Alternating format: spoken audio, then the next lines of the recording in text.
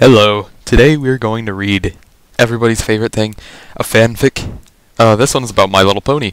You know, that adorable show. Everybody loves it. It's called Sweet Apple Massacre, so that's a little bit of a precursor for you.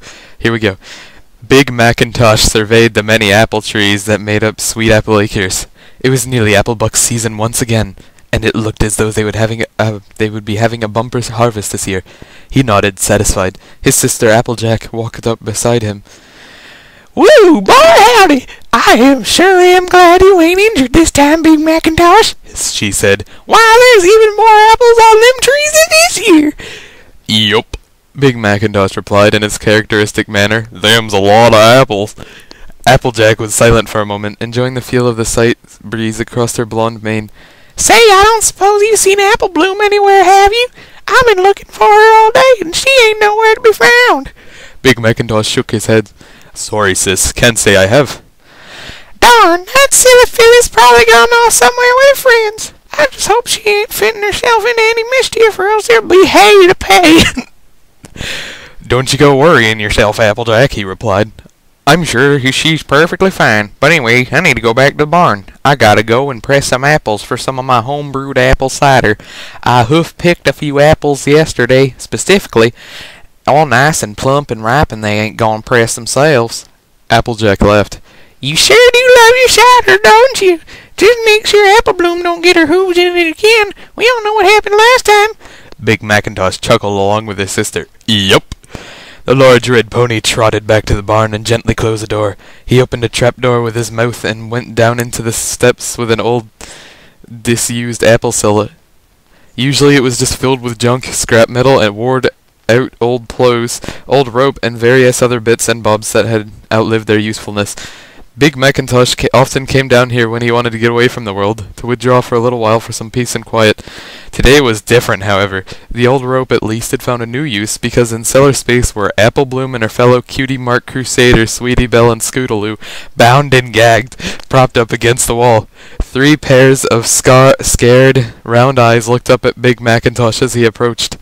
"Now then, you 3 fillies," he said, as placid as ever, "y'all need to learn a lesson. Y'all need to learn not to mess around with Big Macintosh. All I want is some peace and quiet," he said, looking directly at Apple Bloom.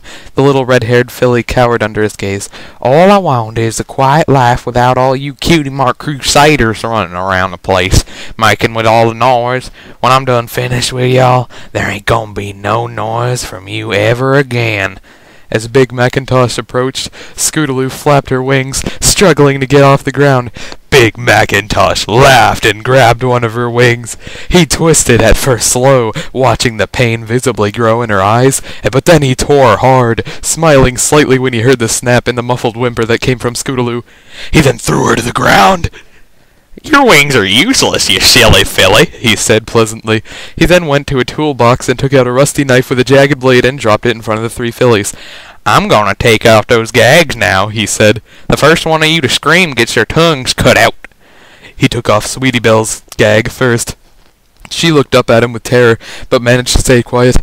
Next was Scootaloo. She let out a strangled whine and was breathing heavily, still in horrendous pain from her broken wing, but managed to resist the temptation.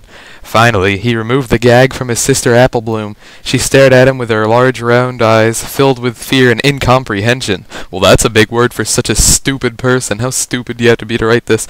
Anyways, this was Big Macintosh after all, her big brother, and the gentlest of souls, wasn't he? Surely this was just a horrible joke, but she had seen what he had done to Scootaloo's wing, and it was definitely no joke. She took a deep breath. "Applejack!" Big Macintosh shoved his hoof in Apple Bloom's mouth, silencing her scream. He sighed and shook his head. "I told you not to scream, Apple Bloom. You should listen to her big brother." "Yeah, especially when you fuck up and say toll instead, dumbass." I'll scream and scream again, and Applejack will hear, and..." Apple Bloom said, falteringly. "You know, I hope you do. After all, I still ain't forgiven Applejack for that injury she gave me last Applebuck season. If you want Applejack to join y'all down here, scream away. I, for one, would welcome her company. But now, to business." Big Macintosh picked up the knife and loomed over the cowering Apple Bloom. He pinned her down with a powerful hoof and stuck the knife into Apple Bloom's mouth. Sweetie Belle vomited at the sight, the thick yellow chunks and acidic-smelling liquid splattering heavy on the floor. Scootaloo managed not to be sick, but rather gasped and sobbed and choked with panic.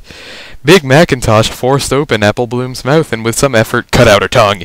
Apple Bloom tried to scream, but her mouth was too full of blood, so it was more of a muted gurgle.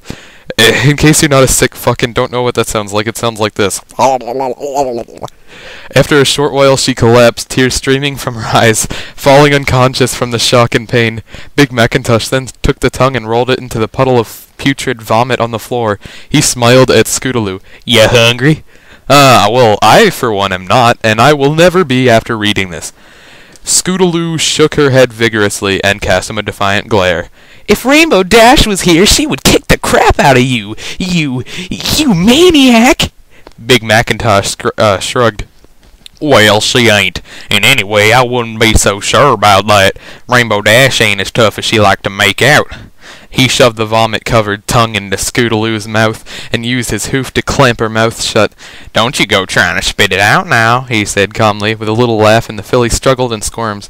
"Didn't your mother tell you how important it is to chew your food?" Scootaloo closed her eyes and flapped her one wing desperately, eventually swallowing Apple Bloom's tongue. Big Macintosh, still holding the writhing Scootaloo down with his strong hooves, then mounted the orange filly and slid his penis into her tight virgin pussy, raping her for several minutes, while Sweetie Belle watched, trembling with revulsion. Apple Bloom was still out cold, blood pouring from her torn-up mouth. "Cutie mark crusaders, rape victims," Big Macintosh said with tender mockery as he fucked Scootaloo, followed by a gentle chuckle. "Guess y'all found your purpose in life. Your special talent is getting raped. Yup." Eventually he withdrew from Scootaloo and gripped her head tight and repeatedly punched her hard with a hoof in the face, causing her nose to shatter and spurt with blood. He scooped up some of the blood and some of Sweetie Belle's vomit with his tongue and held it in his mouth so that it mixed with his saliva, and then brought his mouth close to Scootaloo's and spat the rank mixture into her mouth. He clamped his hoof over her mouth and held her nose until she gagged and eventually had no choice but to swallow. As Scootaloo retched and spat and cried, he turned to Sweetie Belle. He grabbed her easily, as she was too shocked and traumatized to respond, and with apparent amusement, he rammed her horn up Scootaloo's ass. The horn was too big and hard, so the skin around Scootaloo's ass ripped, and blood and fecal matter first trickled and then poured profusely down onto Sweetie Belle's face, as well as urine, as Scootaloo pissed herself. "You keep doing that, Sweetie Belle," he said. The unicorn carried on pushing her horn up Scootaloo's anus, slowly but surely.